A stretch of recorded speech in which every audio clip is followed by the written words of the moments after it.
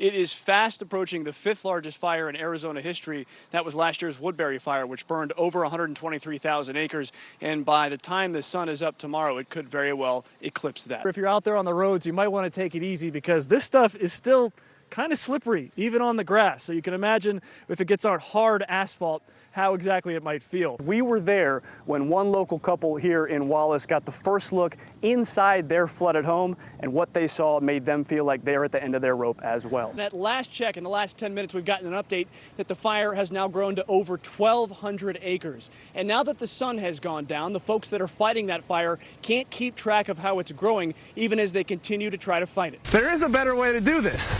Get on one of these old-fashioned wooden and metal sleds. This thing is like grease lightning going down the hill.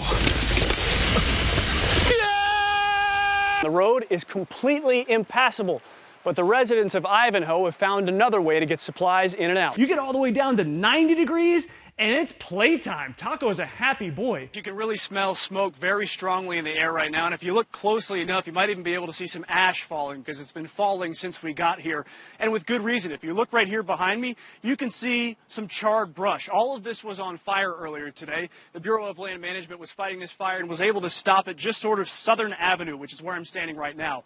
This is one of the roads that was closed earlier today, along with State Route 88. Both of those roads are open now. All evacuation orders in the area have been lifted, so folks that were out of their homes have been able to go back to their homes.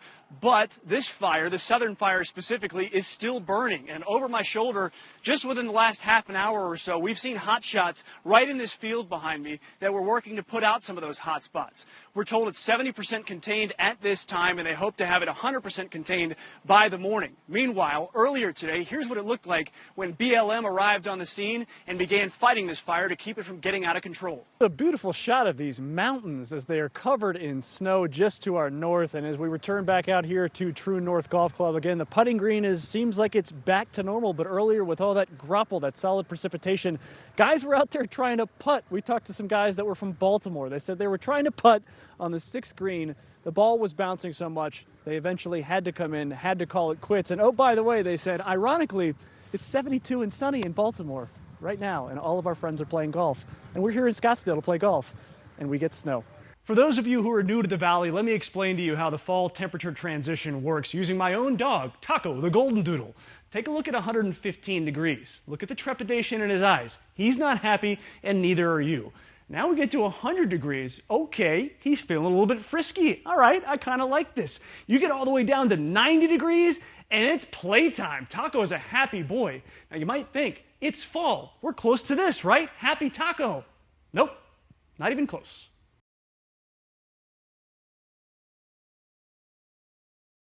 On Monday, we were over the flooding on I-40 when we spotted a chicken farm underwater. Today, Mitch Carr joined the owners when they boated in to check on their property. He joins us now with their story. Usually these are people's homes. This is their yards, houses. There's my birdhouse laying out there. That yellow thing. There's our mailbox right over here. Allison and Warren Cavanaugh usually drive this way. We're actually on Frog Pond Lane. This is the road that leads up to our house. But ever since Saturday, they can only get there by boat. I don't know how deep it is on the road. Allison and Warren owned a home, an electrical contracting shop, and a poultry farm with 100,000 chickens. This was all cornfields. Now it's all underwater. Everything in there is going to be turned upside down, and all of this, whatever is in there, like we were talking about, will be inside my house. We were there when the Cavanaughs got their first look inside their flooded home. But first, a surprise. Ah, there's a snake! I don't do snakes. Okay, Warren, there was a snake at the back door, a little baby one. Definitely messed up, ain't it? This is awful. Yeah.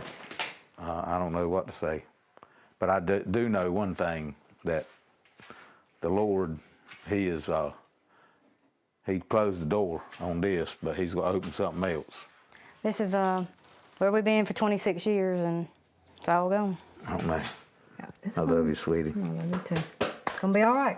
I know it. The Cavanaughs already rebuilt once after Hurricane Floyd. This is just bringing back memories from 1999. Round 2 with Florence is their breaking point. Once it's happened twice, it makes you think. But you know, we've been here 26 years. My husband's been here his entire life, but we got married 30 years ago, built a house out here 26 years ago.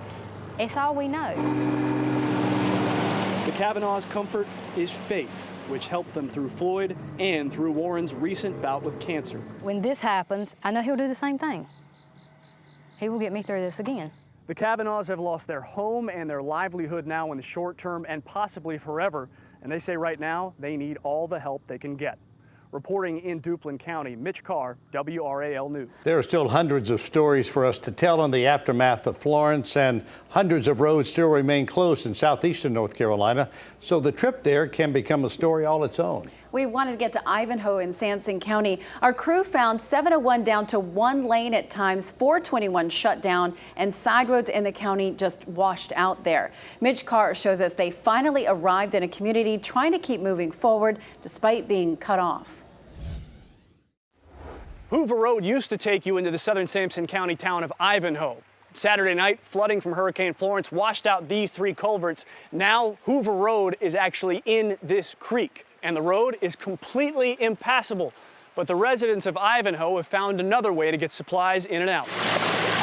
If you think this makeshift bridge is suspect, consider that before the creek water receded, the only way to cross the chasm that is Hoover Road right now was by this bridge. And this was much higher than it was. You know, it came all above the rocks. So Ivanhoe is that way? Ivanhoe is this way. And you guys are cut off? We are cut off.